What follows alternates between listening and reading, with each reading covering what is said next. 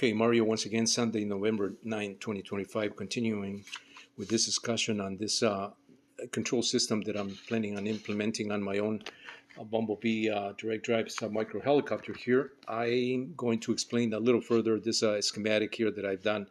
Uh, the the components that I plan on using are these boards right here. This is what is called an Arduino Nano, I believe, or Mini or Micro. It's a really tiny controller programmer that you can use in lieu of this big thing here right here. And the reason I'm selecting this right here is because I can use this as my onboard flight controller, not only my programmer but also my flight controller in unison with this with these 6-axis gyro accelerometer boards here. You need to program these in order to do specific tasks and control specific devices properly via this device right here. You can connect this to the computer and run some code there, and this will retain the, I believe this has an internal memory. I don't know how big that memory is, but it'll retain the code that will make this function as a whole unit. Or in other words, as a flight controller. In my case, I want this to be a flight controller for my radio control helicopter.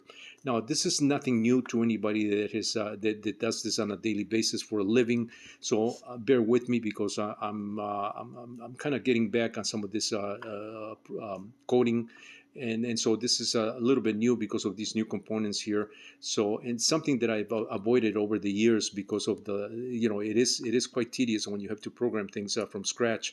But there's no other way to do this if you want to truly achieve your own complete system here, which is my target with all that I've been showing on this Bumblebee revamp.